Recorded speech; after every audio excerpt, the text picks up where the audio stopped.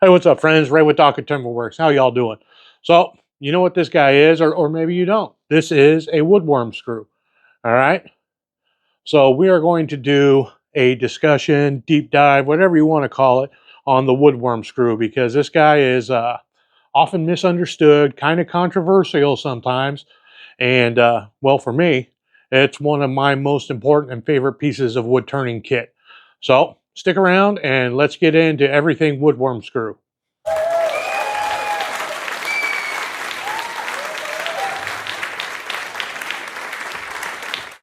Okay, so I got here a couple of Nova four jaw chucks.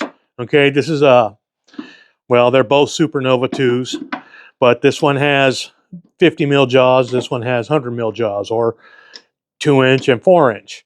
All right, and this woodworm screw typically comes with every 4-way scroll jaw that I've seen. So this is my favorite one. This is the one I use because I primarily use Teknatool's Nova jaws and chucks. So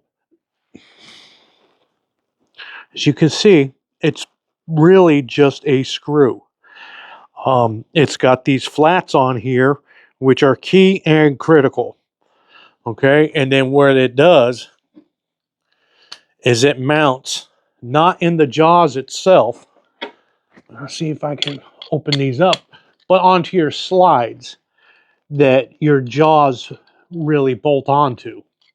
So you can see the tips of them in here. You know, each jaw sits and rides on one.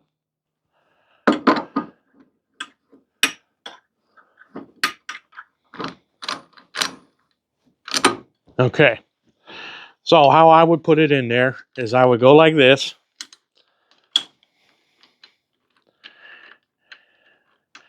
And so it's still loose right now. And what I'm doing is I'm kind of rotating it around till I can find that it's on the flat. You see, now I can no longer rotate it. And then I give it a good twist. And now everything's tight like it should be. I come back on the other side and I go tighten this side. So now everything's firm and set. So you see there's really no run out. It's running true and it's spinning fine. These are the jaws that a lot of people will normally use. I am not a fan. Okay, so if you see, this is the typical mating surface. These are the 50 mil jaws. That's a pretty small surface for it to be working on, as opposed to what I typically use, which is the 4-inch jaws or the 100 mil. Not only is it twice the diameter or circumference, but it's also way thicker. I mean, I don't have a rule handy, but that's at least, it's more than 2 times thicker, probably 3 times as thick material. So this is a lot larger mating surface for your wood blank to attach to. So I almost never use these small jaws. This was just for demonstration purposes. And you see, they also close like with the cutout. That's basically your perfect circle. Okay. And so this is a lot bigger mating surface. Okay, so we need to talk about how the woodworm actually works, what it does. It's a screw. So what it does is the way screws join 2 objects together, just think construction material, your average 2x4s. You drill one into the other with a decking screw or whatever. What basically happens is the head of the screw anchors into one piece and the other one gets pulled together and then they smash together because the you know, the threads are angled so that they pull together. They pull 2 pieces together. And so what you're doing with this woodworm screw is you're taking this screw, which is anchored in your chuck, okay? And then you're going to take this piece of wood and it's going to mate. Okay, the screw is not necessarily, okay, it's holding it on, but the force of what's holding everything together is the wood connecting with this surface here. This is where all your strength and where all your force is coming together, and it's like this. And the tighter this goes, and the more you tighten it, you know, the harder it's going to be to let loose. This would be kind of an ideal surface to be using. This is relatively smooth. Okay, your mounting surface needs to be as flush as possible because these jaws are flush and flat and trim. So you want as even as a surface as possible. Now you look at this piece of wood here, and this has kind of a gnarly chainsaw cut through here, and it's not very even. You can tell, okay?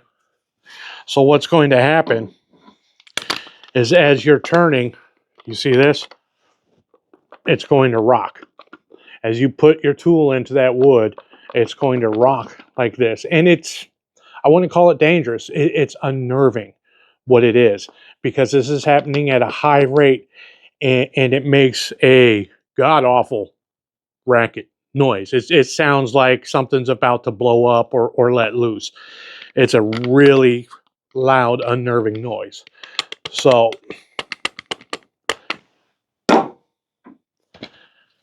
for this application, you want as tight a surface as possible.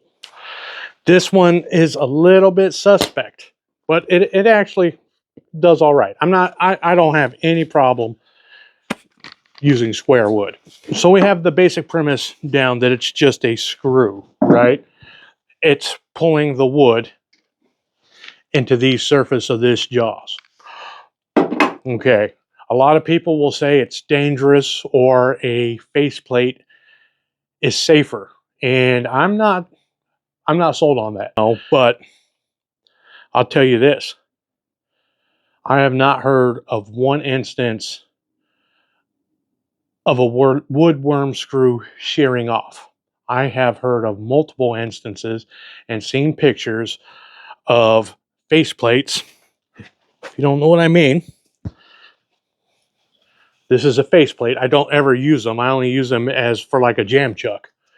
You know, I put this piece of wood on here a year ago and it's still on here. I'll put a bowl on there, a little piece of paper towel or a neoprene, and reverse the bowl.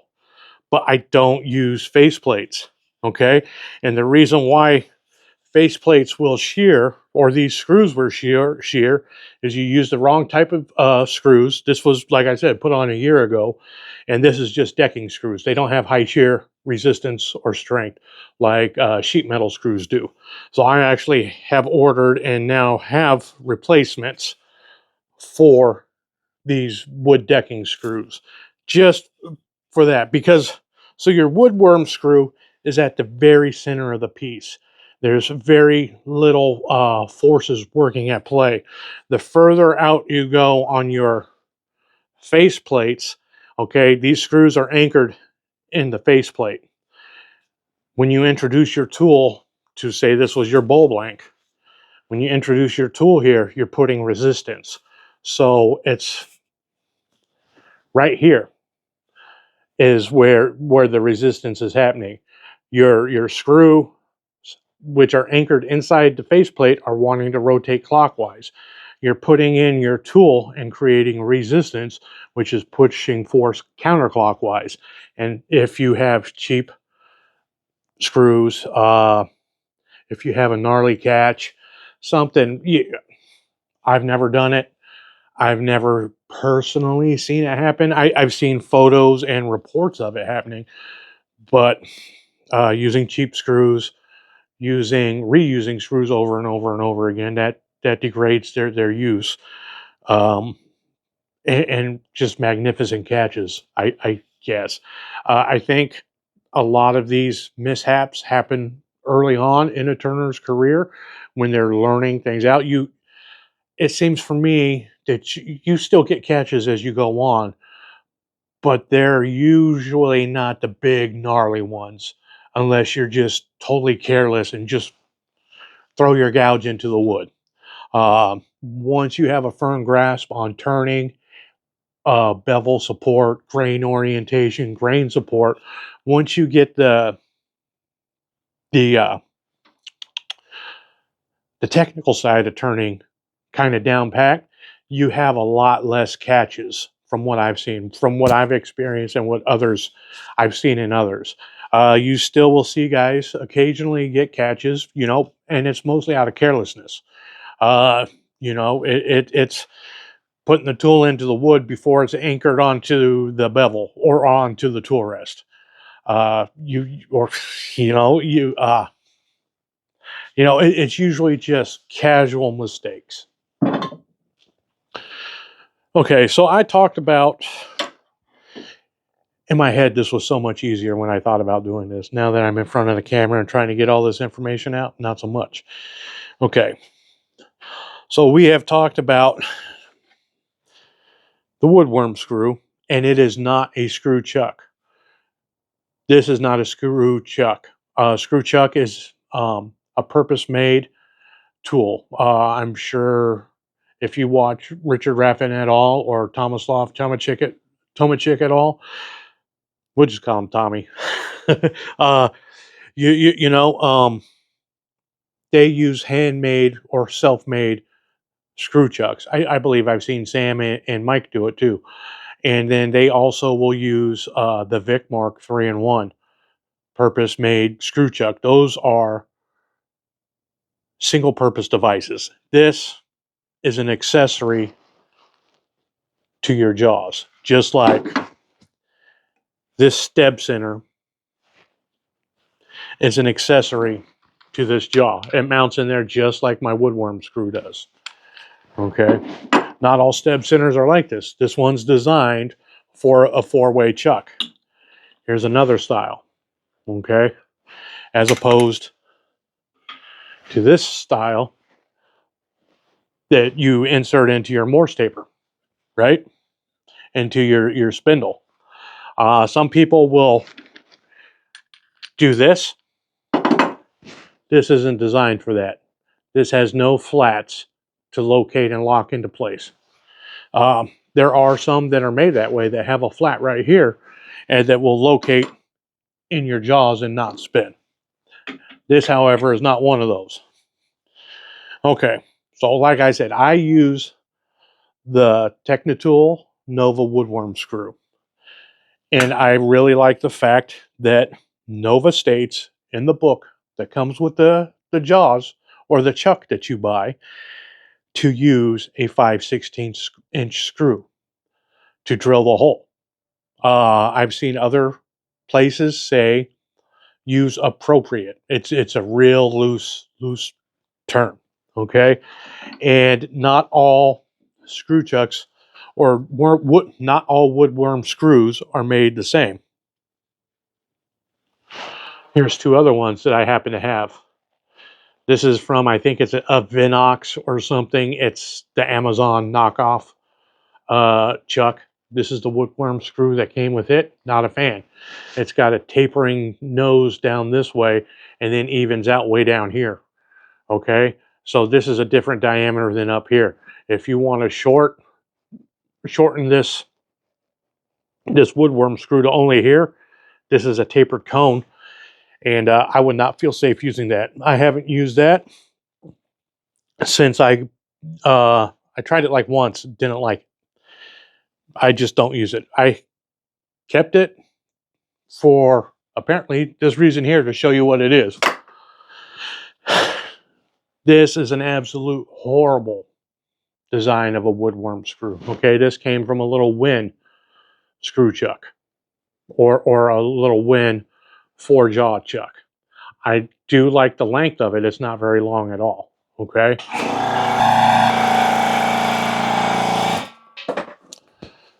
The problem being, like I was talking about earlier, with the flats, okay? You've got metal on metal contact. You don't want round. You need the flats for grip. This has no flats. This is meant to sit inside your jaws, to sit inside. And then it closes down with this lip right here, closes down. But this will just spin inside because there's nothing flat to stop it from spinning. So another reason why I use my one Woodworm screw and I don't deviate from it, because I know every single time I need my 5/16 drill bit. This is a single function tool. This, I've got other drills. This one just stays by my lathe. It's got a battery pack that lasts forever because I use it for one thing, and that's for mounting my Woodworm screws. It's got a 5/16 drill bit, and that's it. I don't have to go looking for this, looking for that. I just have this one drill, and that's its entire purpose. Okay? So the way that it works is you just drill that hole in the center of your blank, and then you're ready to put it on and you're ready to go.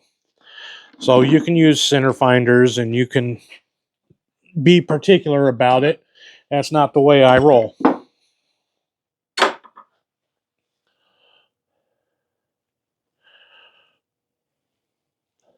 There are others who will put a depth mark, you know, they'll put masking tape or whatever, or they'll use a Sharpie of how deep they want the hole to go. I don't care. I eyeball center. That looks a little bit better. And I go straight up, straight down, and I don't do any of this action. I do not wallow out the hole. Straight up, straight down. That's it. Half inch probably. Half inch to 3/4 inch possibly. You can make this as shallow as you want, but as this tightens as you go, as like I said, as you introduce your tool and it makes resistance, it's going to tighten on the chuck. And no matter how shallow you drill this hole, it will bore all the way until it bottoms out on these jaws. The only way, say if you had a 1-inch blank, the only way to use a Woodworm screw on that is to shorten the length of the screws. Okay? So, like I said, if you drilled this 1/8 of an inch, by the time it tightened down, unintentional, as your tool is introduced to this and resistance is introduced to the wood and the equation, this is going to tighten up against these jaws. So, the only way, where did I put my Woodworm screw? Derp. The only way to shorten, okay, you have to make a shorter hole for sure, right?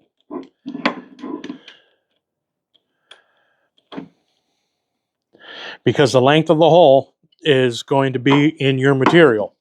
So if I wanted to do a 1/4 inch hole, or even just a 1/2 inch hole, I would drill that. And then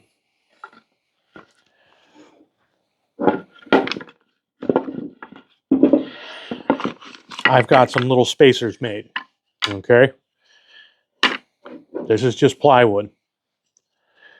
I cut out a rough square. I put this on to my Woodworm screw and my set of jaws, and then I just turned it like any other piece of wood that you would. So I didn't really cut these out. Okay, so now look at the throw right here is so much less, right? because I shortened this up 1/4 inch. So now there's only 1/4 inch protruding. This is how you lengthen or shorten the screw. The hole will not work. Okay, and then you can take this guy and just thread it on. Okay, and it will only go as deep as this wood right here.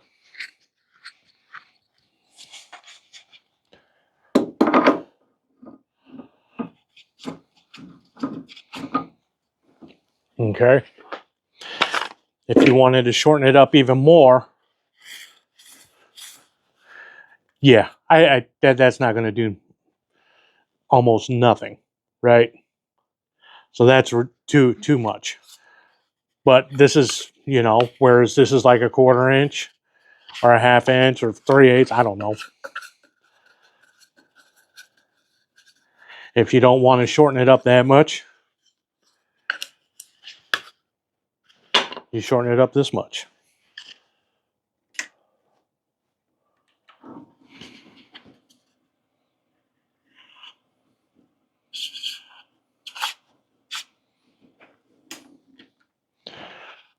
There, now it's tight.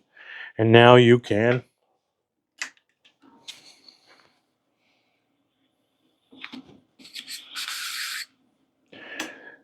this one's a little bit small.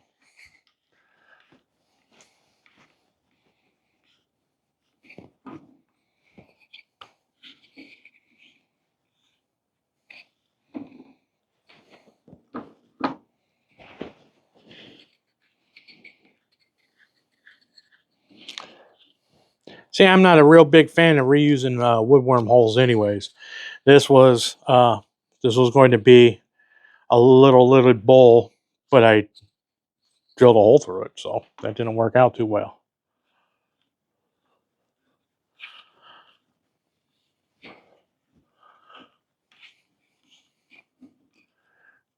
There. It was cross-threaded earlier.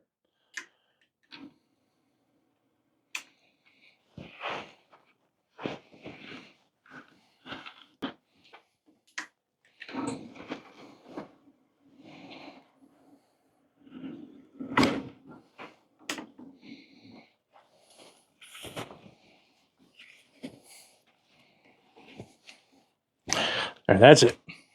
That's all you need. It will tighten up as you put the wood into or the tool into it. I don't really use these spacers.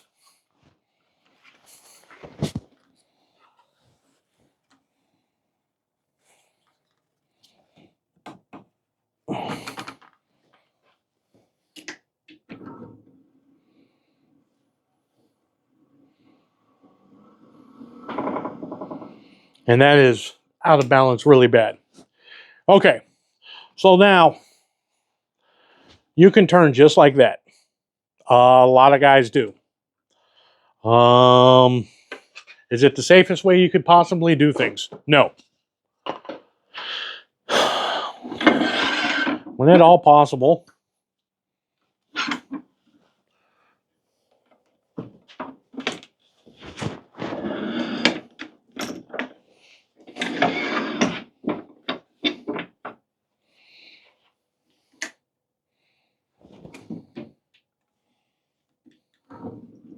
we add the tailstock to the equation. Now we are more than secure.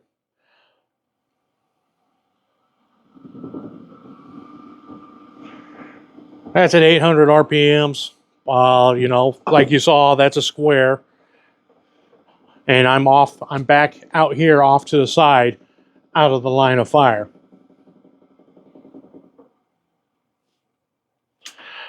Okay, but with your tailstock firmly engaged here, and you trapped on this wood right here, or on this screw, worst case scenario, the worst thing that can happen is you blow out the threads in there of your wood, of your piece.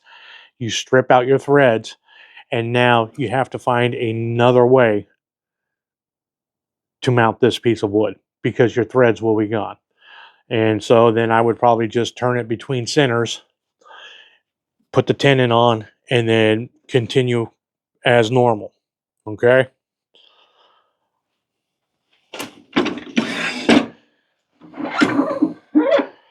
Now, to remove the piece, this can be difficult at times. This would be the only drawback to the Woodworm screw. Is this, as you turn, will get tighter and tighter and tighter to a point. And once you reach that point, it can be bothersome to get out. I always have my spanner wrench. Okay. Not all lathes have a spindle lock. This spindle lock that I have is not a strong one. It's made for indexing, you know, the positions for carving. So typically what you would do is you would have your spanner on your nut and then you back it off. Okay.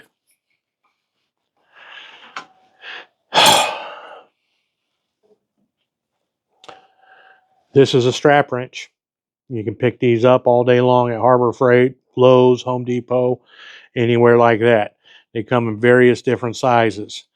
This isn't a very big one. This one I use mainly for grabbing onto my chuck.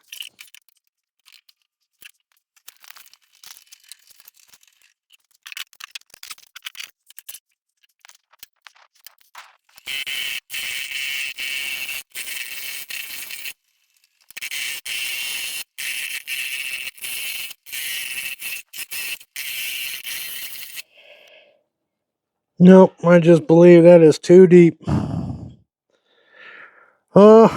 This isn't really a special piece of maple anyways.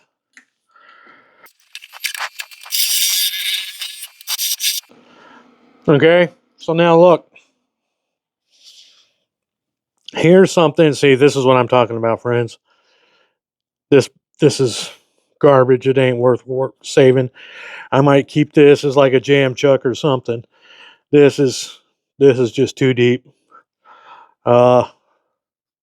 Yeah, there's actually not a whole lot holding this together. But while I'm here, this is what's really nice about a screw chuck. Is although you don't have to use a tailstock, it's more safe if you do. You can turn without one.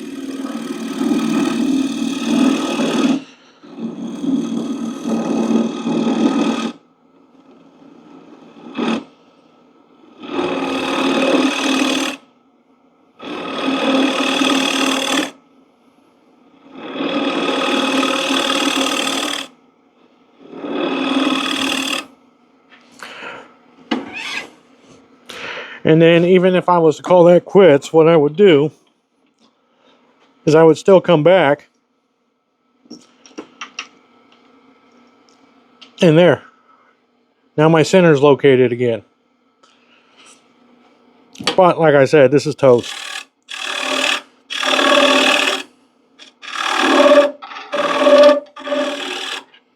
Too far extended.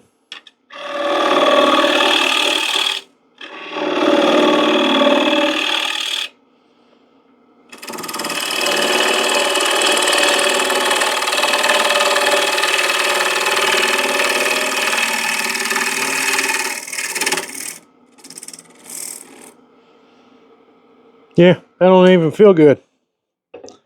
So we're done with this.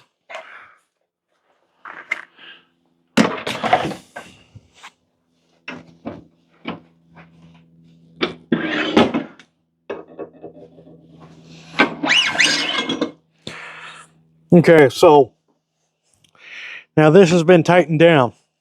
So what I'll a lot of times do is I will grab my spanner wrench and then there.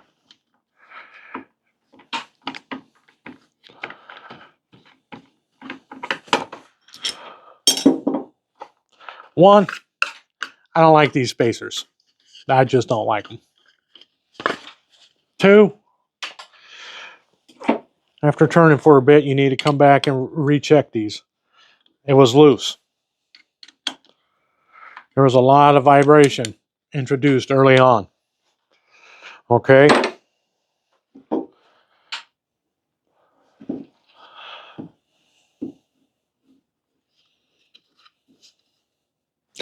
But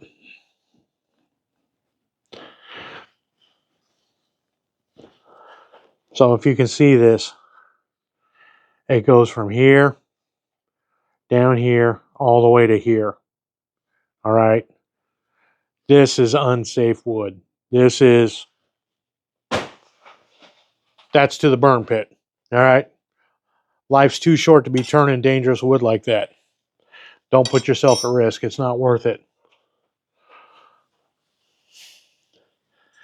All right.